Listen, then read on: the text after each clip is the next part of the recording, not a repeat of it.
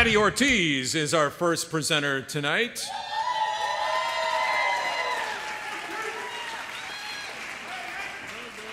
Okay, wait, yeah, I'm still introducing you, but I just wanted to get your posse. We're going to have a... Okay, they've been drinking enough. A posse fight. An artist and curator who has exhibited artwork in galleries and museums all across the country and around the world. And her grants and commissions include a permanent public art piece mounted at the Denver International Airport in the middle of nowhere out there in the prairies in 1992. From 2000, I used to work there, I'm sorry, 2000 to 2014, she was variously the program's director, the curator, and executive director of the Museum of Contemporary Art in Denver, also the Museo de las Americas in Denver, and the Guadalupe Cultural Arts Center here in San Antonio. And in 2014, she retired from arts management to focus solely on her art practice and her good friends right here. Please welcome Patty Ortiz.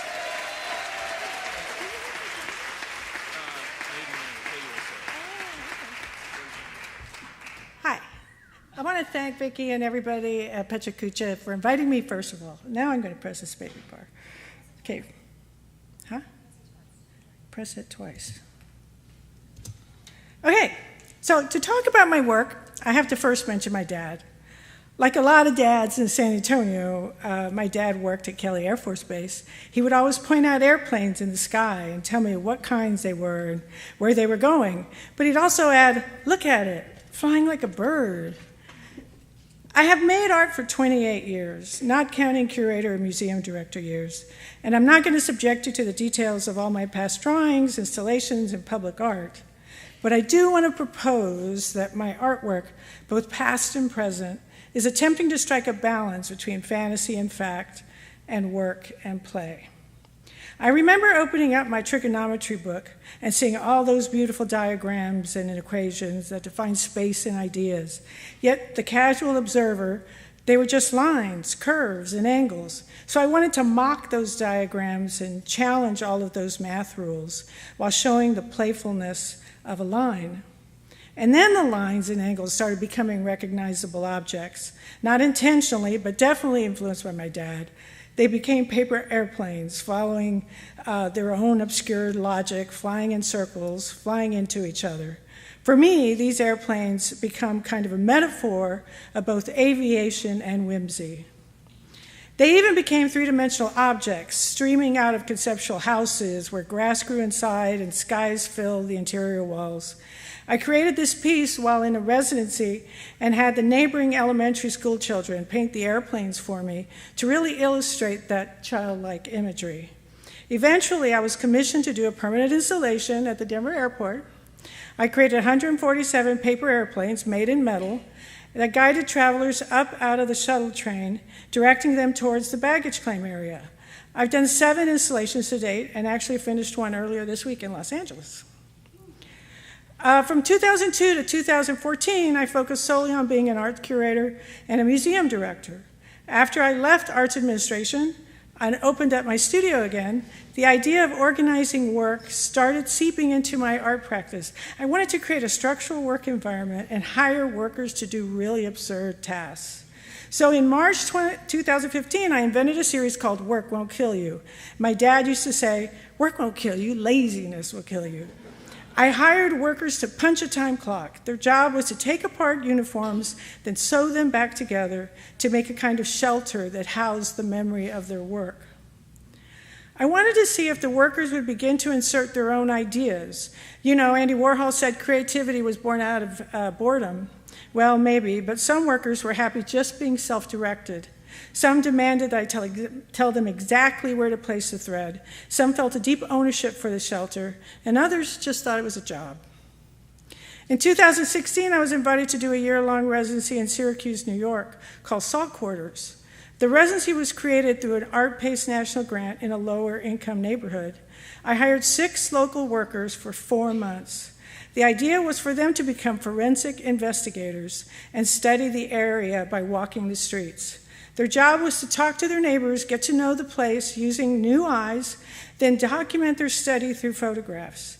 Every photo had a hand in it holding a red dot. I placed a large vinyl Google map print on the floor of the gallery to map where the photos were taken. We chose 85 photos to mount on the wall, then used red lines to connect the red dots in the photos with the red dots on the Google map. However, for me, the art piece in the gallery was not the work of art. The true work of art for me was the relationships, the stories, the personal interactions between me and those workers up there. Next, I went to San Diego for a residency at Art Produce Gallery on a long retail corridor in the North Park neighborhood.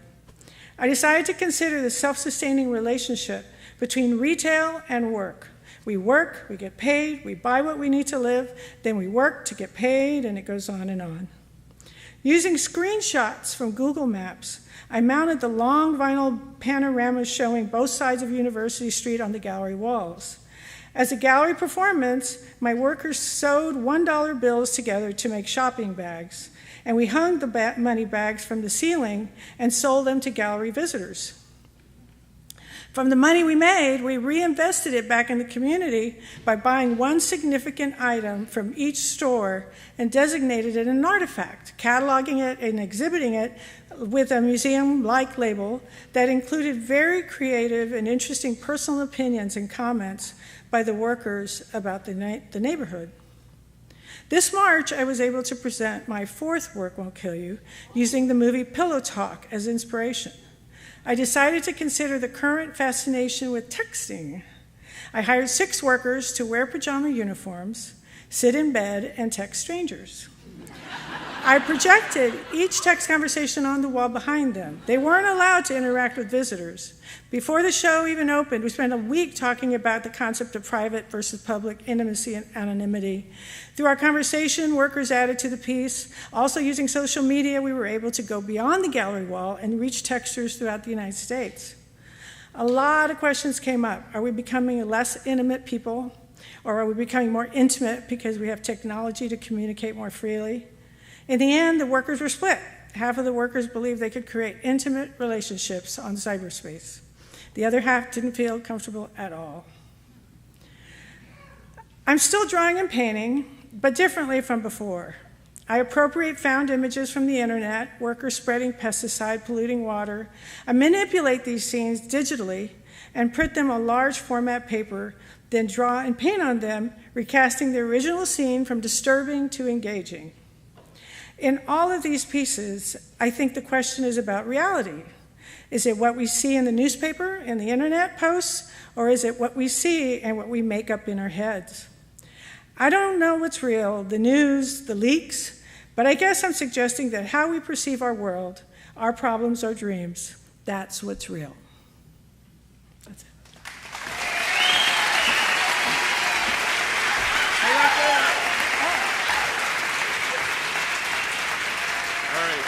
I get to talk to nothing. Stay right there. Stay right there.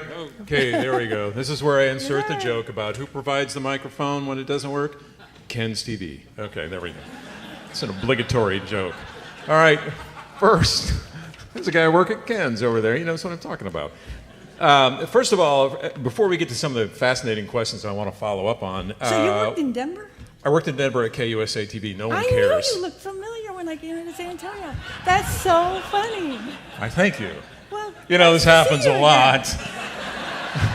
But enough about me. Wow, that's cool. Can I take a picture? Have you been drinking? Sure. Selfies are $5 a piece. Where are you from, and how did you get to San Antonio, and why did you decide to stay here after the Guadalupe Cultural Arts Center? Oh, I'm actually from here, but I moved to Denver for 30 years, and I came back here because of the job. I stayed here because of that man right there, Dwight Hobart. There's a certain amount of blaming, I believe, there. I'm not sure. I'm here. Okay, and now there's a whole different kind of satisfaction you must get out of your work to see something up on a wall that's tangible, and the other kind of stuff where you hire people to lay around in bed. I mean, hey. How would you describe that to some of the people who are, they are artists or designers and things like that? How would I describe it? The different, I mean, what how did you come up with Pillow Talk and deciding to hire people to lay around in bed? You know, a lot of times ideas just come. They just, well, okay, that's rude. But sometimes they just happen. Are we in fourth grade? Yes. Yeah. Sometimes they just happen, and you just go with it, you know, and you trust yourself, and you just move through it, and it becomes really fascinating and very interesting. It's like a scientist. You're researching it, you're studying it, and it comes out. And there's some people I know, in fact, maybe the next one, who both create art and work in administration. How tough was it for you to do the... I actually feel my whole administrative time was making art. I was just doing it through programming, through staff. It was like a big collaborative act. And now, what do you think of San Antonio's art scene today compared to... It's amazing, because one thing about San Antonio that I think is true, not true in Denver, is that it's so flexible. It's like you can do anything you want in San Antonio, and it's seen, it's looked at, it's open. It's a lot more flexibility here. People might think they would be more open in Denver, no? In Denver? Are we going to talk about Denver now? No, yeah, okay. It depends. But now, what are you working on next, and where can people see what you're doing? Well, let's see. I just installed a piece in LA, and what is that piece? It was actually another experimental aviation, and it was in a hotel that's by the airport, and they're doing this whole notion of the airport. So the airplanes are flying through the main atrium of the hotel. Which hotel? The H Hotel. Okay, just in case. I'd never go there. Go to it. Okay, and how would be? It's too expensive. How would people find your work now? Actually, I'm not showing anywhere in terms of a gallery. They just have to keep me. Web? Yeah, the web, the internet. Facebook, Twitter? Facebook, Twitter, Instagram. And no Twitter. How do you know these people over here?